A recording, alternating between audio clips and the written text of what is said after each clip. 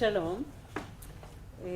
קודם כל שימו לב לחפץ הזה שביד שלי, כי שכחתי להביא אותו. רציתי לעשות הדגמה, שכחתי, אז זה נקרא פלק. כשאני באה לדבר בכנס של שימור, מצד אחד אני מרגישה שיש לי כאן קונסנזוס, שומעים אותי? מצד אחד אני מרגישה שיש קונסנזוס של החשיבות של השימור של העבר. מצד שני, בארץ בדרך כלל שימור מתקשר או לשמירת טבע, או לשימור אתרים, או לשימור המורשת הבנויה, שזה מה שאני חושבת רוב האנשים דיברו, או לשימור של חפצים. וכשאני מדברת על שימור מלאכות, אני מדברת על השימור של העבודה עצמה, הפעולות עצמן. התייחסת לזה קצת בהרצאה הקודמת, איפה הוא? אבל התייחסת לזה קצת בהרצאה הקודמת, אבל אני מדברת באיך עשו את הדברים, זאת אומרת, איך באמת ייצרו את הדברים, וזה קשור גם למה שמייק טרנר אמר קודם, הזכיר בקשר לנארה, לגבי המסורות, כן? כי זה איזשהו שימור של מסורות העשייה, וגם לגבי מקורות המידע. מהם מקורות המידע שאנחנו מסתמכים עליהם? עכשיו, השימור של החשיבות של השימור של המלאכות, היא נובעת קודם כל מזה שהמלאכות עצמן מתארות מורשת, מסורת, תרבות. בערבית, ברגע שמישהו מתחיל לעשות איזושהי מלאכה מהעבר, המילה של זה תורף. יש כאן ערבים דרך אגב בקהל? אחד, כן, אז ישר אומרים תורף, שהמשמעות היא מורשת. יש ממש קשר הדוק בין החשיבה על מורשת לבין מה עשו, לבין הפעולות שעשו העבודות, המלאכות. וגם אורח החיים, גם הידע שקשור במלאכות המסורתיות בעצם הולך ונעלם מהעולם, עם כל הזקנים והזקנות שידעו איך לעשות את זה, הדור הזה של הזקנים והזקנות, ברגע שהם נפטרים מהעולם, בעצם הידע הזה נעלם בגלל שהמורשת של העברת הידע, של הנחלת הידע, השרשרת הזאת התנתקה. הדור ההמשך, הבנים ובוודאי הנכדים, לא למדו בדרך כלל מהסבא והסבתא שלהם את המלאכות האלה. אז זה חשיבות אחת, והחשיבות השנייה של שימור המלאכות זה כבסיס למי שרוצה לשמר. זאת אומרת, אם אנחנו נדע מראש איך עושים את הדברים, יהיה לנו קל יותר לשמר אותם. כן, אני חושבת שכל מי שביקר בכותל המערבי שאל את עצמו, אבל איך הם הרימו את האבנים הגדולות האלה למעלה, נכון? מגיל צעיר, מילדים ששואלים את זה. תארו לעצמכם שהייתם יכולים לדבר עם אחד הבנאים שאכן היה שם ועשה את זה, כן? זה היה נותן לנו הרבה מאוד מקור של ידע. והדבר הזה הוא נכון גם כשאנחנו מדברים על איך בנו מבנים וגם איך עשו חפצים. עכשיו, הערבים שחיו כאן במאות השנים האחרונות, במידה רבה שימרו את המסורות שהיו כאן מאות ולפעמים אלפי שנים. וכשאני מדברת על, עכשיו, כשאני מדברת על מלאכות מסורתיות, אני מדברת על כל מיני סוגים של מלאכות ופעילויות שונות, שהלימוד הישיר מהאנשים שעדיין יודעים לעשות את זה יכול להאיר הרבה חידות לגבי איך עשו את זה פעם. אז כאן רואים מלאכות שקשורות בחקלאות, בגידול המזון, בעיבוד המזון, אם יש לנו כאן חינה של הקמח ופריחה של הזיתים, ושני דברים מעניינים זה שכאן, שימו לב לזה ולזה, הסל שמשמש את התוכנות עשוי מקש של חיטה, זה מינהו בארמית, והסל של הפריחה של הזיתים עשוי מענפים, חזירים של זיתים. כן, עכשיו הבנייה של הבתים שבהם גרו, בין אם זה, במקרה זה בית שהוא אוהל, שהבדואיות היו אורגות את האוהלים משיער של עזים בשימוש בפלך, כן? אותו הכלי הזה שאמרתי לכם, תשימו אליו לב, זאת אומרת, שני מקלות בלבד, פעולה כזאת של, וזה כל מה שהיה דרוש בעצם כדי לבנות את הבית. מה שמבחינה של קיימות, מעיד על יכולת להסתדר באמת רק עם מה שיש. כן? ובין אם זה הפלאחים, שידעו לבנות מחומר מקומי. ניחוש איפה מצולמת התמונה הזאת? אשדוד? אשדוד לא כל כך מזמן, כן? לא כל כך מזמן, תקופת המנדט. עכשיו, בהקשר הזה של מבנים מאדמה, כיום יש איזשהו עניין, שוב, מסיבות אקולוגיות בעיקר, לחזור לבנות באדמה, ורוב אלה שבונים באדמה שאני מכירה נסעו ללמוד את זה באמריקה, בהודו, אולי במרוקו, מיעוטם חשבו על זה שהידע הזה עדיין קיים בארץ.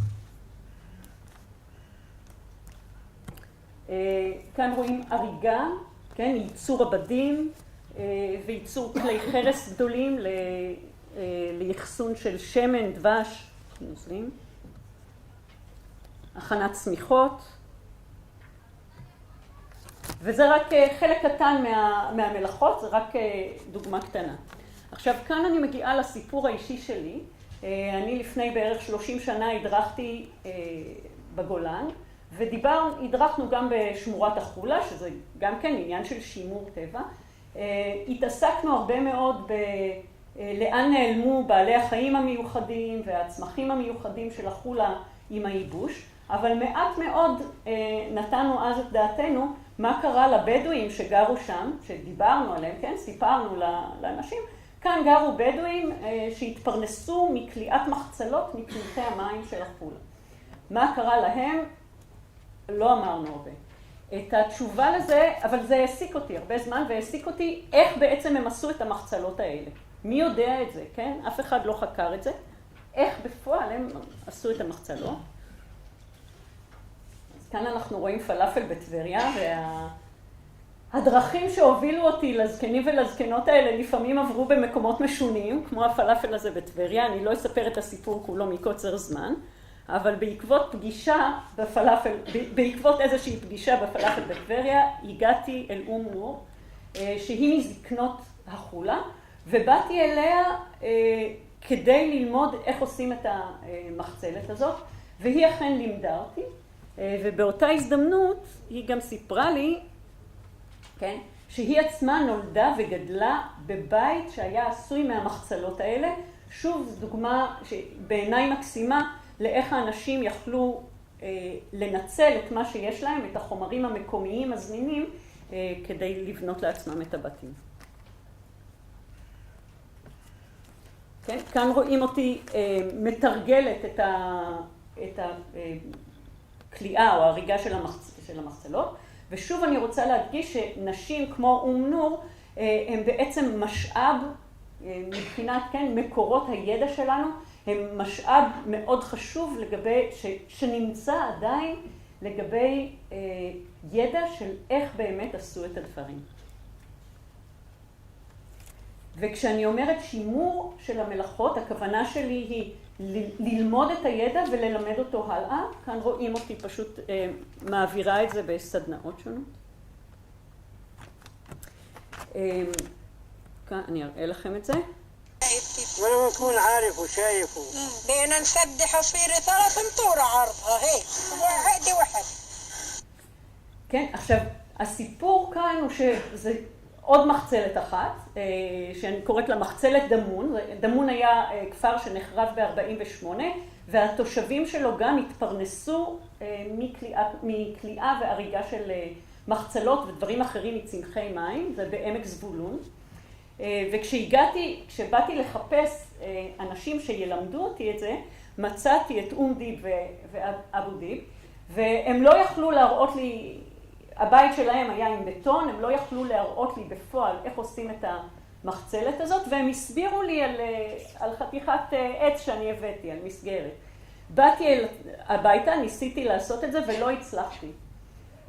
ואני חושבת שאם יש כאן ארכיאולוגים שלפעמים מוצאים חפצים, אני נתקלתי בזה הרבה פעמים, שהארכיאולוגים יכולים לדמיין ולפנטז ולהמציא הרבה דברים על איך עשו את הדברים, אבל אם הם לא ראו את זה בפועל בעיניים שלהם, אני בספק רב אם הם יצליחו אכן לעשות את זה. כאן זאת הייתה דוגמה, הם הסבירו לי מילה במילה איך לעשות, אבל באתי הביתה ולא הצלחתי. ורק אחרי שהיא הראתה לי את הטריק הזה עם הסחיבה של החוטים, הבנתי, כי לפעמים יש טריקים קטנים של איך בדיוק שבלעדיהם לא נצליח לדעת. כן, אז כאן אחרי שהסבירה לי, השלמתי את המחצלות האלה, כאילו תרגלתי בפועל את העניין הזה. ועכשיו שאלה שהיא שאלה מעניינת, באיזה חוטים הם השתמשו כשהם עושות את המחצלות, כן? תמיד יש חוטים. החוטים שאני השתמשתי כאשר שחזרתי את העבודה, היו חוטים קנויים, כאילו הלכתי וקניתי חוטי סזל או חוטי פשטן. אבל בעבר, במה הם השתמשו, זה סיפור ארוך. הם שזרו את החוטים עצמם מצמח שנקרא סעד. מה זה הסעד? אני לא אכנס לזה, זה חידה גדולה. אבל מבחינת האותנטיות של שחזור המלאכה, הייתה לי שאלה, האם אני עכשיו צריכה כדי לעשות שחזור מדויק ואותנטי, שזה רק בשבילי, כן, ללימוד של זה, האם אני צריכה עכשיו לשבת ולשזור את כל החבלים? מה הדרגה, זאת אומרת, השאלה של אותנטיות נכנסת גם כאן בעניין של שימור מלאכות בדרכים שונות. כן, אותו הדבר, שאלה של אותנטיות לגבי השימוש בחוטים. כאן ארגנתי סדנה ללימוד מהחאג'ה אחמד, שכאן אנחנו לומדים ממנה את ההריגה הבדואית בנול קרקע. במקרה הזה החוטים שהיו לה היו כבר חוטים סינתטיים, זה לא החוטי צמר שהיא בעצמה טבתה, והתפשרנו על זה בסדנה הזאת, בסדנאות אחרות לא. כאן רואים סדנה להכנה של סמיכות מצמר. וזאת סדנה שארגנו לבנייה של שומרה, כששומרה זה מבנה אבן שהמבנים האלה מיוחסים לתקופות מאוד קדומות, עוד לתקופת הברזל. בתור ירושלמית זה תמיד עניין אותי איך עשו את זה, כן? איך בנו מבנה שהוא כולו מאבני גביל, לא מסוטטות, בלי חומר מליטה בכלל, כולל סגירת גג בלי קשת. כן? זו שאלה מעניינת. ובשביל זה יזמנו את הסדנה הזאת עם אבו חאלד, שהוא היה בן 84 כשהוא בנה, לדעתי הוא אחד האחרונים בארץ שיודעים איך לעשות את הדבר הזה. וכשאני אומרת איך לעשות, זה אומר איך לעשות בפועל, כן? איך לשים את האבנים ככה שהמבנה הזה לא יתמוטט. איך לסגור גג מאבנים לא מסוטטות, ככה שהגג הזה יחזיק. חלק מהשומרות שנמצאות בשטח מחזיקות אלפי שנים. אז גם כאן בסדנה הייתה לנו איזושהי שאלה לגבי הבאת האבנים ולגבי ההרמה שלהם. אנחנו שוב פתרנו את זה, לאבו חאלד היה הרבה מה להגיד על זה, איך בעבר היו מרימים את האבנים, אנחנו פתרנו את זה על ידי חצובה וגלגלת. זאת האבן האחרונה שהנחנו, של הסגירה של הגג. זה המבנה הגמור, הוא גם כן לא גמור כמו שצריך. האדמה הזאת על הגג פשוט נמאס לנו אחרי שסחבנו, אני חייבת להגיד, אחרי שסחבתי 3 טון אבנים בימים האלה התעייפתי, היינו בפועל צריכים להמשיך את המבנה עד כאן, כן, האבנים היו צריכות להיות עד כאן בנויות וזה סגור. הם עשו את זה אחרינו, אחרי הסדנה הם גמרו, הם לא השאירו את זה ככה. מי זה הם? אבו חאלד והבן שלו. זה נמצא, זה על האדמות של אבו חאלד מול גן החיות התנ"כי בירושלים. הוא מבית ג'אלה, כאילו אבו חאלד עצמו הוא מבית ג'אלה. ותיעוד מפורט של הסדנה הזאת יש באתר שלי. עכשיו, עד עכשיו כל המלאכות שראינו זה בעצם מלאכות שנעשו כיוון שאני ביקשתי מבעלי המלאכה האלה לשחזר את העבודה. זאת אומרת, אין אנשים היום שבונים שומרות. צבי רון שעשה את עבודת, לדעתי כאן באוניברסיטה הזאת, שעשה את עבודת הדוקטורט שלו על שומרות, בשנות ה-70 לא ראה מעולם איך בונים שומרה. כן? הוא רק תיעד את המבנים הקיימים, אבל הוא אף פעם לא ראה איך בונים שומרה. אנחנו פשוט ביקשנו מאבו חאלד לעשות את הסדנה הזאת כדי ללמוד. אותו הדבר עם המחצלת, כן? אבו דיב ואום דיב, המחצלת האחרונה שהם הרגו הייתה לפני 40 שנה. אני ביקשתי מהם ללמד אותי. אבל יש מקרים כמו כאן, שזה בסוסיה,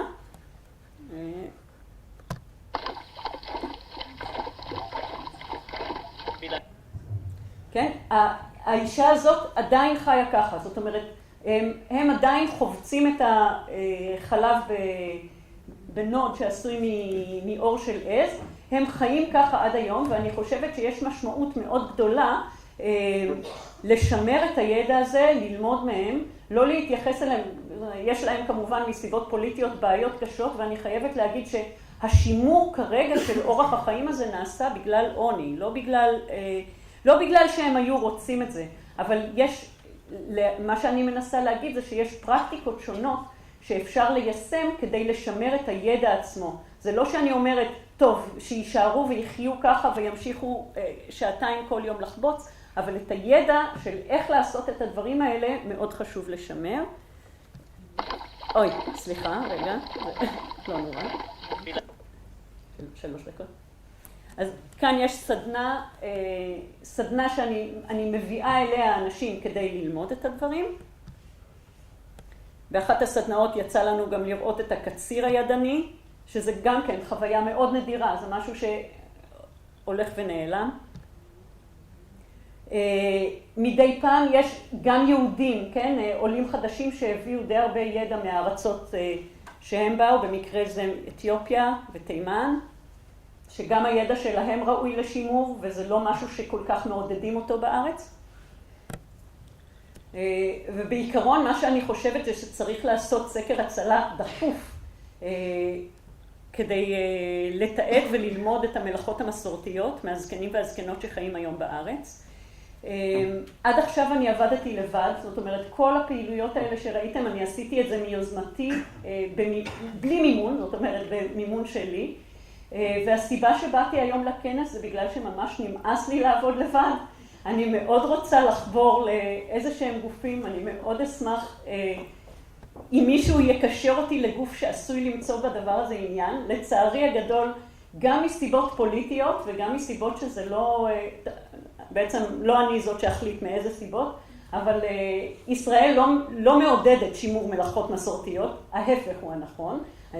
מדינת ישראל קמה כמדינה מודרנית ומעודדת מאוד את המודרנה ומוקיעה את הדברים האלה כפרימיטיביים. אני חושבת שיש מקום רב לשמר גם את הדברים הפרימיטיביים האלה.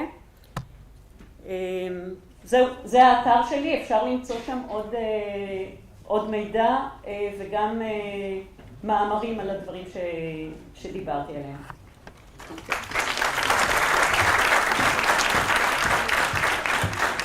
תודה רבה יונית. נתבשרתי עכשיו, וזה כיף, שיש לנו עד 4:10. יעל? יש לנו עד 4:10, אז זה כיף. אז אני רוצה, רגע, להזמין לקדמת הבמה